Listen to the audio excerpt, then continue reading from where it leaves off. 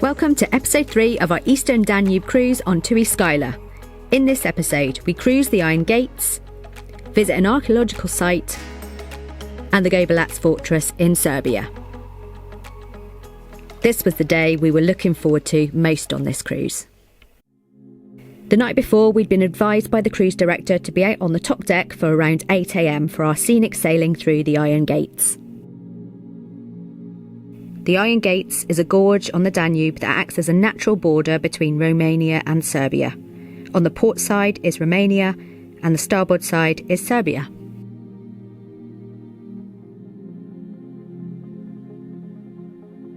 This is the deepest and narrowest section of the Danube and has some spectacular views. We positioned ourselves at the front of the top deck to watch our sail into the gorge. As we approached, we could see how narrow this part of the Danube was, and it reminded us of our Norwegian Fjords cruise earlier in the year.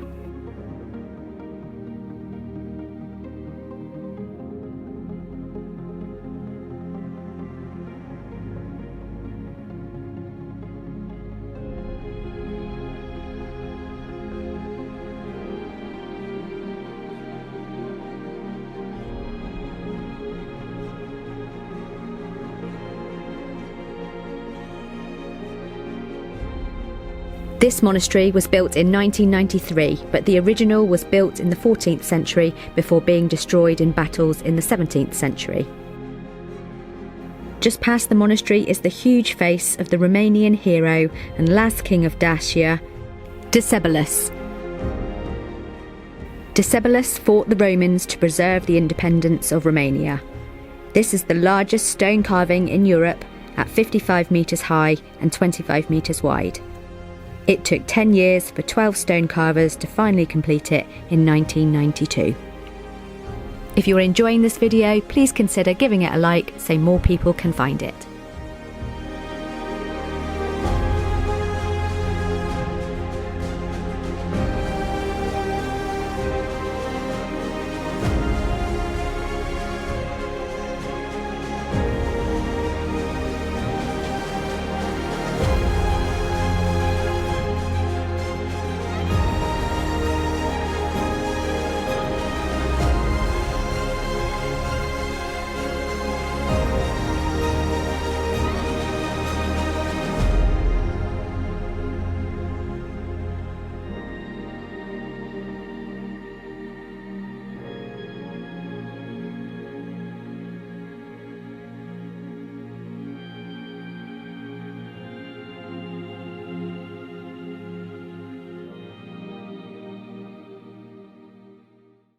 Hello, so today we are still in Serbia. We are in a little town called Donna Milanovac, and it's a little town. It's lovely. There's not much here, but we have already done some scenic cruising this morning.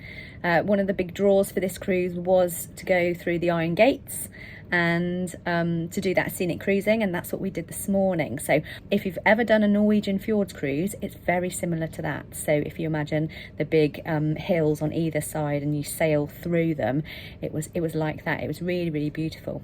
This afternoon we are going on our first Tui River Cruise excursion.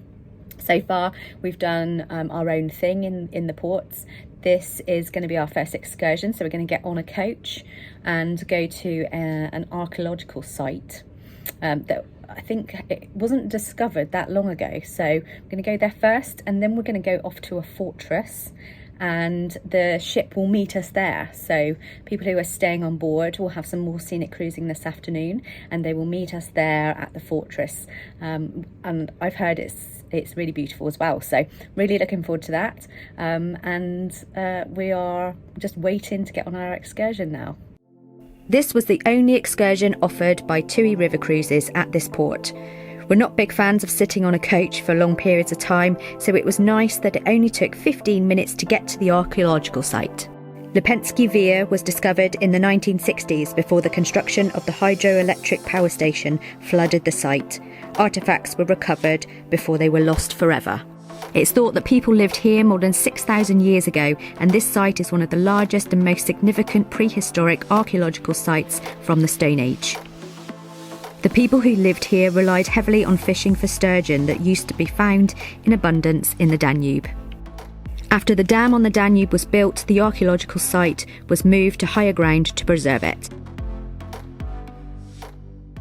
During our walk to the site, we heard the sound of insects called cicadas, but we couldn't spot any.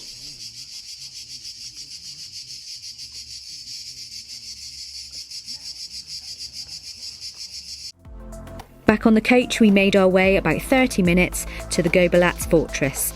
The road ran alongside the Danube and we were wondering if we'd spot Tui Skyla on the way.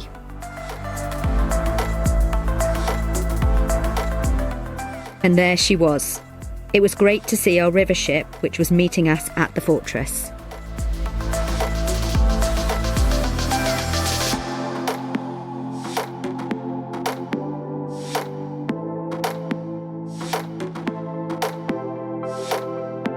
Not long after reaching the fortress, we spotted Tui Skyla.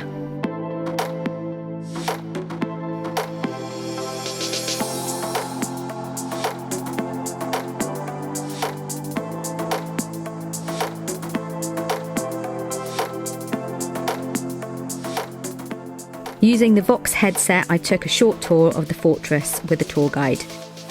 This fortress sits at the widest section of the Danube.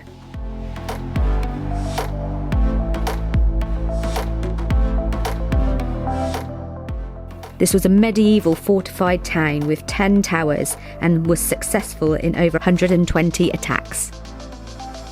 At one point, the main road ran through it, and you can see the scratches from lorries and buses in the arch.